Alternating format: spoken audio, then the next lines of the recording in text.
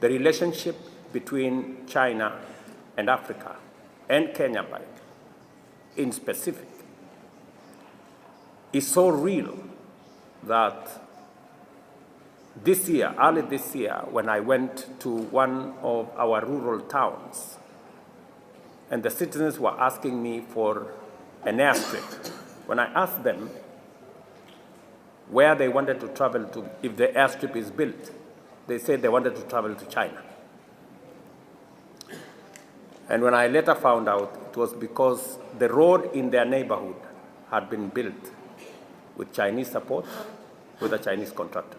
You all agree, ladies and gentlemen, that in this context, it is correct to say, long live China. This is the kind of speech or kind of mind that it is shattering the future of Africa and dragging people like Ibrahim Traore behind. Africa-China summit, not Kenya-China summit, not Ethiopia-China summit, not Ghana-China summit, Africa-China summit. They are carrying us in one bucket, only one country, carrying all the 54, 55 states of Africa to go and dupe them, to go and steal from them.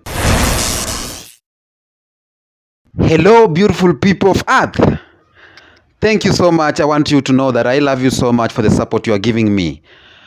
Please subscribe to my YouTube channel. Now, in today's video, I'm going to react on this speech of the president of Kenya, William Samoei Ruto, while he was in China, in Africa-China summit, something like that. This is kind of speech that is dragging Africa back. The way William Ruto kept this is like, Africa, we can't do any more without China. I want to listen to this speech and then we're going to talk about it. Distinguished guests, ladies and gentlemen. First, I thank the people and government of China for inviting us for this very important and historic high-level meeting focusing on high-quality belt and road cooperation, and for their warm welcome extended to all of us. I also acknowledge the deep appreciation and leadership of the FOCA co-chairs and the work done by the Secretariat to diligently coordinate all the preparatory activities which have made this high-level meeting possible. Further, I take this opportunity to commend the strong vision and effective leadership through which His Excellency President Xi Jinping has made unique contributions to the strengthening of cooperation between Africa and China, particularly through the Belt and Road Initiative and the 4 global initiatives which encompass a broad range of transformative undertakings in development, security, and culture, and for the wide-ranging statement and the 10-point partnership action plan that encompasses China's support for Africa to access concessional resources and credit facilities, and for opening up China's market to those of us in the African continent. It is a measure of true friendship that our agricultural produce can access Chinese markets.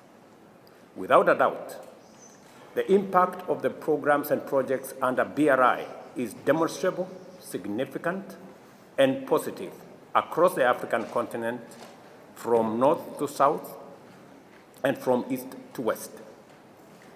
In Kenya, for example, we have, with the support and funding of China under BRI, completed 600 kilometers of standard gauge railway. We have completed phase 1 of Lamu Port. We have also completed a modern oil terminal in the port city of Mombasa, the expressway, and we have also completed thousands of kilometers of road connecting rural to urban Kenya, farms to markets, and transporting raw materials to manufacturing industries.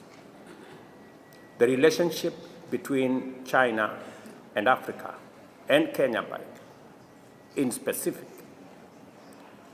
is so real that this year, early this year, when I went to one of our rural towns, and the citizens were asking me for an airstrip, when I asked them where they wanted to travel to if the airstrip is built, they said they wanted to travel to China. And when I later found out, it was because the road in their neighborhood had been built with Chinese support with a Chinese contractor. That is the depth of the relationship between China and our continent. We all agree that China, yet again, is demonstrating that China's relationship with Africa is beyond partnership, is beyond friendship. In fact, it is in the realm of brotherhood. Allow me to mention three things. The opening of the 1.4 billion people market to African products, goods, and services significantly enhance Africa's contribution to global trade that at the moment is at a low of 3%.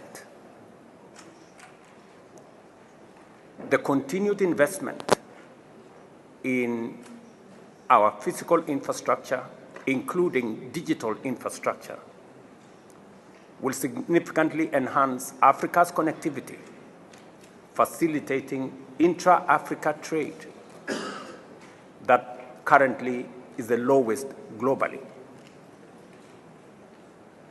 And with the Africa Continental Free Trade Area being the relevant infrastructure for us to tap into, China's contribution in this space will go a long way in enhancing Africa's intra-trade. And finally, with the investment in health, education, and SME infrastructure, our preparedness to provide, as it has been built, 40% of the world workforce. These investments will assist us deal with our demographic dividend, our young people and women, to equip them with knowledge, skills, and expertise to be able to participate meaningfully in not just Africa's prosperity, but global good as well. You all agree, ladies and gentlemen, that in this context, it is correct to say, long live China-Africa relationship. We therefore fully appreciate the promise of the Belt and Road Initiative to transform Africa through road, rail, and air connectivity and other infrastructures, thereby unlocking the vast potential for intra-Africa trade from its present low level of 15% and to facilitate the actualization of the Africa Continental Free Trade Area. This will enable Africa to unleash its huge manufacturing potential by deploying our enormous renewable energy assets and significant mineral resources to power the continent's ambitious drive to sustainable growth and inclusive prosperity. In recognition of this undeniable promise, we are, for instance, engaging China on extending the standard gauge railway from Kenya through Uganda, Rwanda, Burundi, the DRC, into Congo-Brazzaville, thereby linking the Indian Ocean to the Atlantic Ocean. When it is finally implemented, this single project under BRI will deliver for our nations and peoples unprecedented transformation. This gives us an outline of the magnitude of the entire BRI and the scale of possibilities that will come with it. As I underscore the enormous potential of BRI and acknowledge that the cooperation between Africa and China under the FOCAC framework is doing the best it can and actually yielding results, it is critical to also appreciate that Belt and Road Initiative's full promise has been severely undermined by major threats, key among them being severe global pandemics, shocks and wars, and an unjust international financial system, and climate change, which have subjected our economies to considerable stress and caused many developing economies, especially the least developed countries, majority of which are in Africa, to struggle under massive debt. In turn, this undesirable state of affairs has had the negative effect of making African countries unable to fully tap into the vast array of opportunities presented by the Belt and Road Initiative. It is for this reason that, in keeping with the best spirit of South-South solidarity, I respectfully call on each one of you, Your Excellencies, to lend your full support to China and Africa to work closely together on the following 4 critical areas. First, to urgently collaborate in championing a fair international financial system that enables Africa and other countries in the global South to benefit from available resources and opportunities. China, as a friend of Africa, should rally the rest of their shareholders to double their contributions to the multilateral development facilities like IDA 21, Africa Development Bank's replenishment program, as well as IMF's special drawing rights, to enable more African countries access concessional funding to support economies that are heavily affected. We received the news this morning of President Xi's statement on their contribution in this respect with a lot of gratitude. The second critical area requiring China's close collaboration is to work with Africa on debt treatment generally, and in particular, reprofiling of debt to incorporate a longer grace period and longer tenure for both existing and future financial facilities to provide fiscal space for uptake of urgent development financing in social, in matters infrastructure, and other sectors critical for stabilizing Africa's economies. Closely related to this is the urgent need for collaboration in reforming the international credit rating and debt sustainability systems.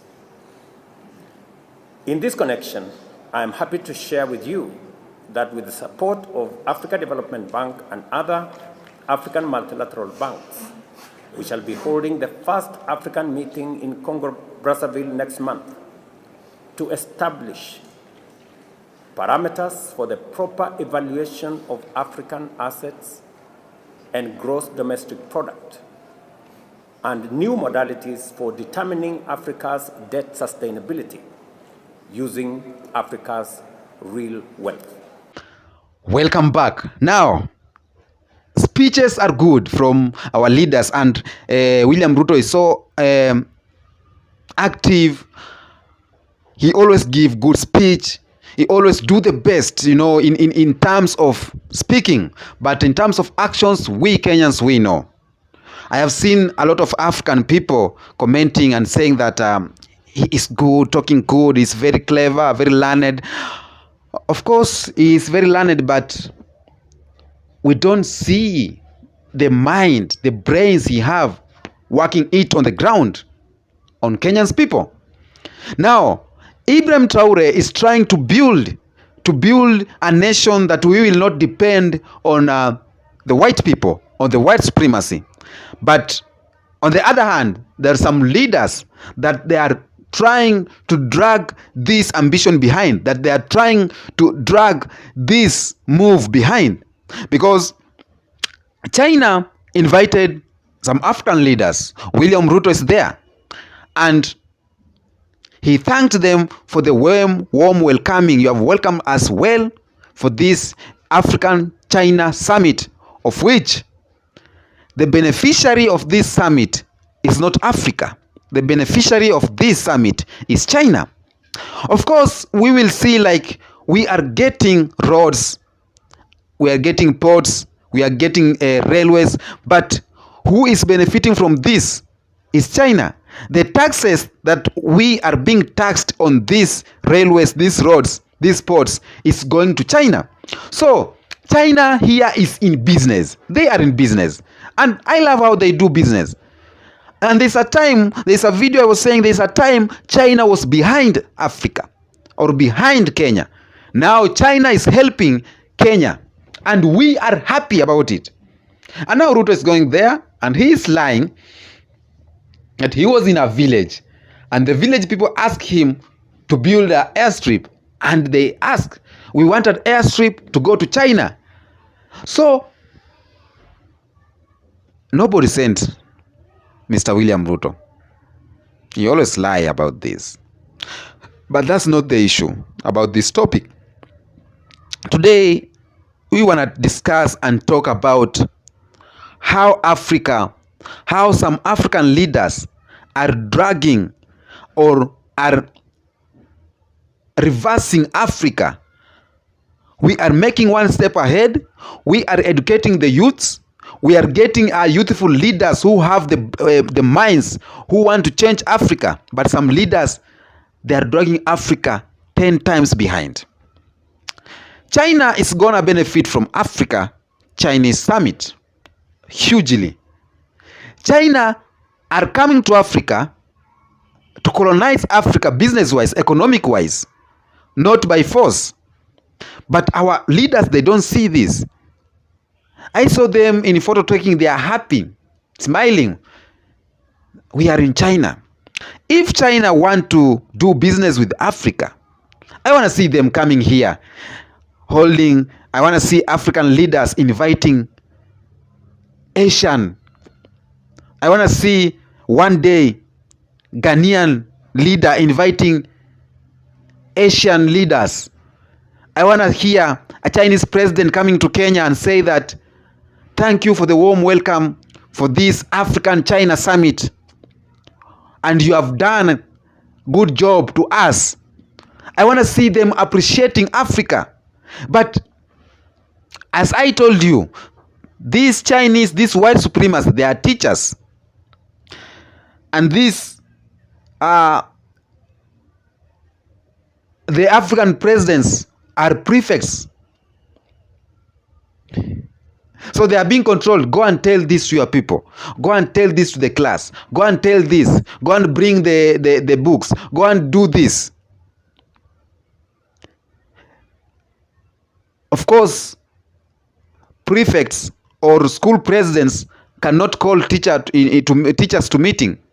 Teachers are calling them the meeting. And the Pan-Africanism that we are championing, the Pan-Africanism that PLO Lumumba is talking about, Mama Africa Arcana is talking about, Ibrahim Traore is talking about, and us the youth we are talking about, we are making some moves, but some leaders are dragging us behind. Now, I am not saying that we should not do business with China. Of course, business with China is good. But if you want a doctor, you go where the doctor is. You go to the hospital. Or you make a call, the doctor to visit you. Chinese want something from Africa. Yet they are the one controlling the whole issue. They call the African leaders, come, we want to talk about your resources. Come, we want to give you roads. Come, we want to give you ports. Come, we want to give you this. But there is something we are not being told. How is these white countries benefiting from these things they are building in Africa? Because they cannot just do it that in a good heart, that we want to give you road in good heart. there is something they are benefiting from African countries that we don't know. We as citizens of Africa, we are not being told.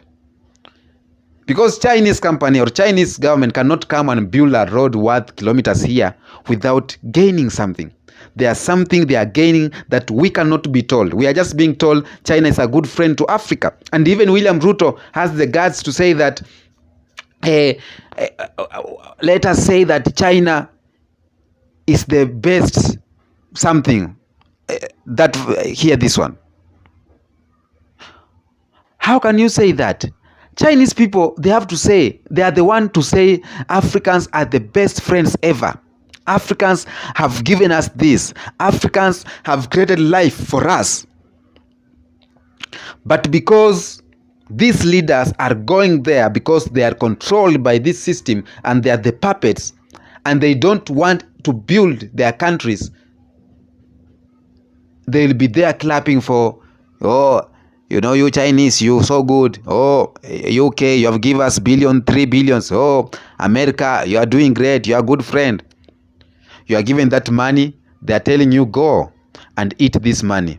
Leave the country ours. I want you to stay poor. Stay poor forever so that we can get something and we will be eating together.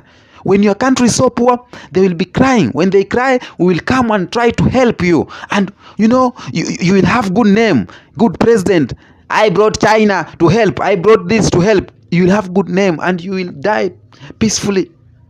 That's what they are being carried. My thoughts. So these are good speeches.